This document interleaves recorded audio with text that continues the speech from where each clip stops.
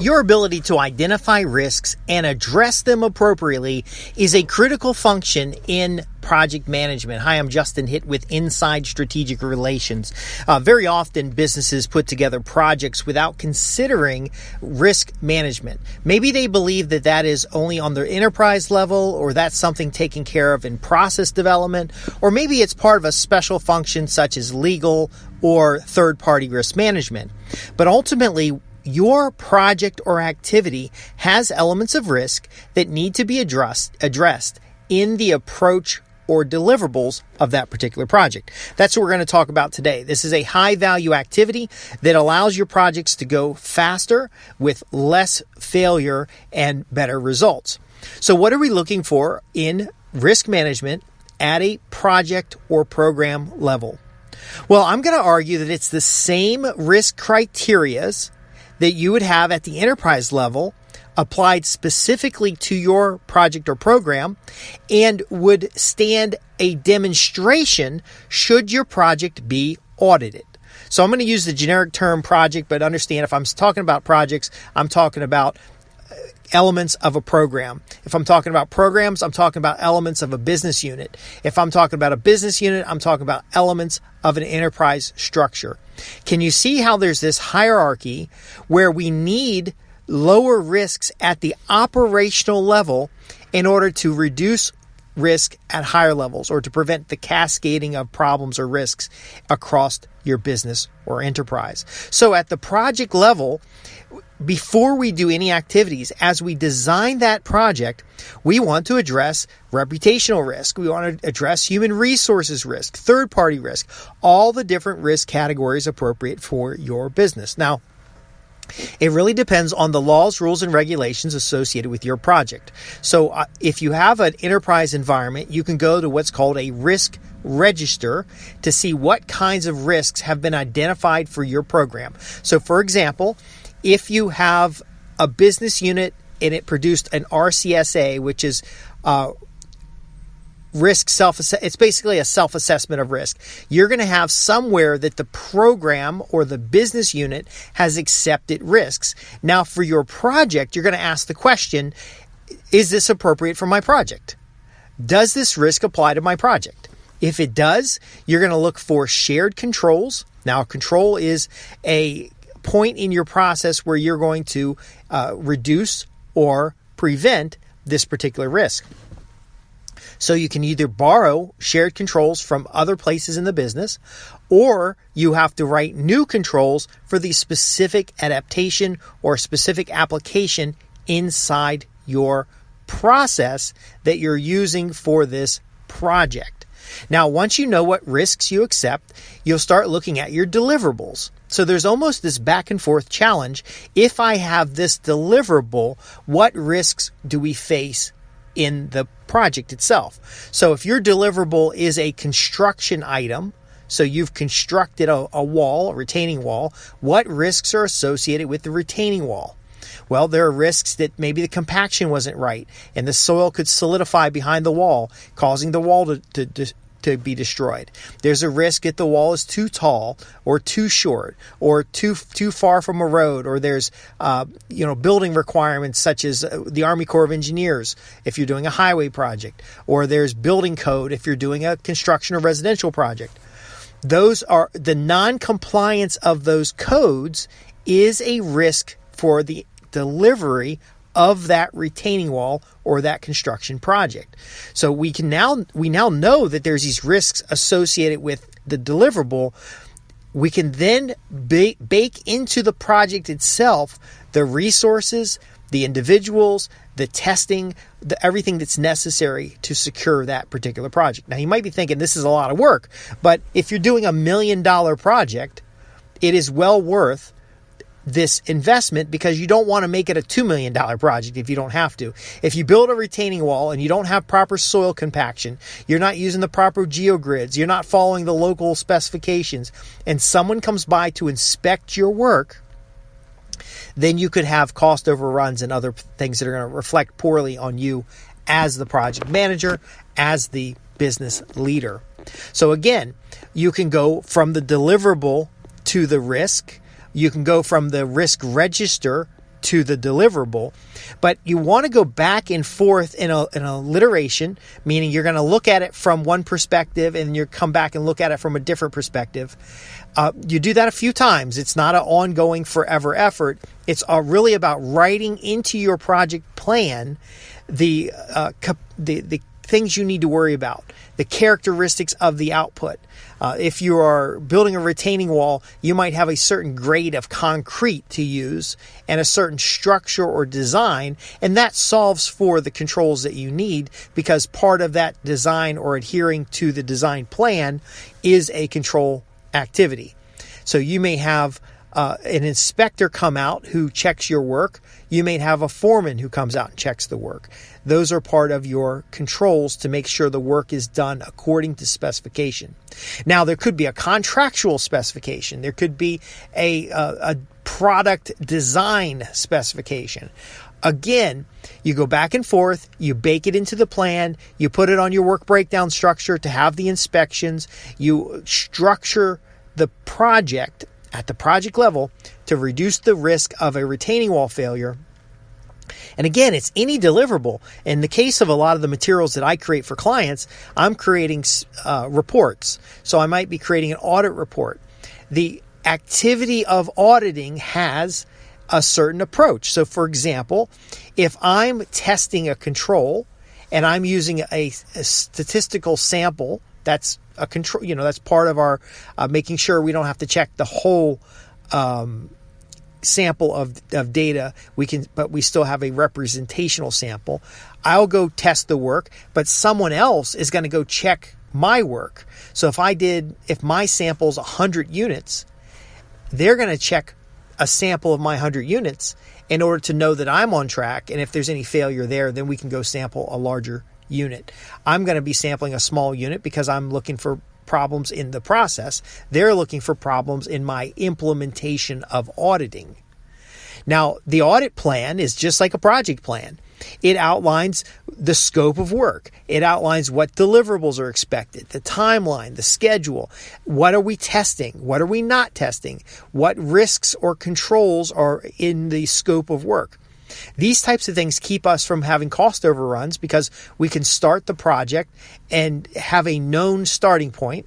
And then as we progress with the project, we can check whether we're on track. Same thing with a project plan. The risk mindset, though, is looking at this as a holistic approach that if we can reduce risk at the task level, then we will not engage or amplify risk at the project level or at the program level or at the business level or at the enterprise level. Now, this is something when I'm working with business owners, they don't understand. Sometimes they'll slap together a project and then 6 months and $2 million later, they're still working on the project and they haven't delivered their work. So the project management methodology is actually a control to make sure the project stays on track, within budget, with the resources that are available. Now, a lot of tools are available at the project management level that are very often ignored in business. The easiest tool is your written project plan. From there, you might have project management software. You might have a platform that's tracking, employee interactions. You may have communications tools. But again, if you're not clear about what risks the program faces or the project faces, then and in addressing those risks in the project plan, then you're just wandering into the darkness, creating problems for the organization. One of the advantages about having a written project plan that takes risk into consideration is that if you have to stop work, you can pause that project and you can have somebody else pick it up. You can add or remove resources. It's a clear picture of what is being done and what is the approach for getting the deliverables that are requested. Now, what's interesting is that if you have a good project plan, it makes enterprise risk management easier for you because let's say you do a project and you're building a retaining wall, and then your company specializes in building retaining walls, and you're going to build the same style of retaining wall for a different customer. You can actually recycle that project plan, but you can now build into that the processes, the material lists, the right technicians or the people that are required to do the work itself, the equipment lists. Now you end up with a cookie cutter, repeatable project that becomes a service for your organization, but it's done so in a way that bakes in all of the risk management. Now, by default, the work is being done with the lowest risk possible. Now, are there still risks? Yes.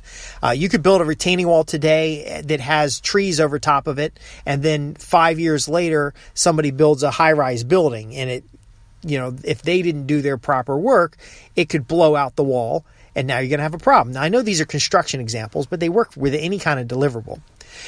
What's important about the written plan is that after the segment of work is done, that plan can be archived. And then if you have a failure over the life of the deliverable, you actually have evidence that the project was done correctly. So a practical example would be the condo that collapsed in Florida, or a building that falls down during a storm that should have been otherwise storm resistant. Well, the blueprints, the project plan, the project notes, the risk acceptance, all these characteristics of a good low risk project, and not in low risk means risks that you've accepted, can be evidence that reduces the legal liability of a failure with a deliverable. This is very important for folks to understand. A lot of times I'm talking to a business leader or a stakeholder, and they're like, yeah, we don't really need to worry about reputational risk. All we're doing is building earthworks. We're building retaining walls. We're building porches on houses. And I'm just a small company. But if that porch ever collapsed or that retaining wall ever caved in, you would be liable for errors and omissions, for bodily harm. You could stand up in court and show the project plan, show the details that go into, show the results of tests that were done on soil compaction, on the composition of the concrete, for example, the building materials, and you'll be able to determine who's responsible for what's happened. And that could save you millions and millions of dollars over the course of legitimate work. Now, again, if you're doing little tiny projects, you don't have to do this as detailed as you might if you were building a retaining wall that's going to have a high rise at the top of it. And this is especially important when you have multiple third parties. So if you have a concrete contractor, if you have the excavation equipment contractor, you have all these different people. Now we're looking at the third party risk, which you can then, if you're in an enterprise environment, bring in the enterprise folks, but you can bake into the project plan what are the expectations you're going to have of these contractors, and then whether or not these contractors can meet expectations, and then their work logs, their project plan, their blueprints become evidence that you use that the risk has not been increased by the use of one contractor versus another. Again, in a lot of environments, these are baked into the ISO standards, they're baked into local zoning and construction laws, but project managers often neglect the collection of evidence that shows they followed the rules. They say, well, it takes a lot of work to keep all these notes, or I don't have a system of filing these notes, or, we had those notes on the project, but we can't find them now. The bottom line is, if you are successful at doing that project, that success includes having evidence that you followed laws, rules, and regulations, having evidence that the checks were done that make sure you have a quality product. The evidence that your deliverable was delivered as the contract agreed upon. These elements together save a tremendous amount of problems in the future. And just because you're not having problems today doesn't mean that as your success increases, as you're able to reproduce projects, because one of the things about a written project plan is that it makes it easy to do that project again over and over. I've written project plans 20 years ago that I repeat over and over, or I turned them into business processes because it's just works. It's just, if it was successful once, it can be successful again. Now, it doesn't mean you don't have to tweak it up or review it, but ultimately, ignoring the risk management elements at a project level creates a cascading concern or a cascading risk that causes failure at the enterprise level. It causes consent orders. It causes legal ramifications that are far amplified because you don't have a culture of considering risk at implementation. I hope this has made sense to you as a high-income professional, understanding risk management, understanding project management, with not just practical implementation, but implementation that can work in a high-stakes environment. You're able to move forward. You're able to advance. You're able to get bigger, better projects done. It is cutting corners. It is extremely risky not to have at least a written project plan for everything that you do. But again, it doesn't have to be 1,000 pages. It could be a few pages just to make sure that the work is staying on schedule, it's staying focused to the deliverables, and that it addresses known risks. Will there be risks that are unknown? Will there be, surprises? Certainly. But again, this is a foundation that secures the future of your career, the future of your business, and helps you be more productive over time. I'm Justin Hitt with Inside Strategic Relations. If you have questions about risk management, project management, building influence in the marketplace, personal branding, or even being recognized as a credible expert, visit www.insidestrategicrelations.com.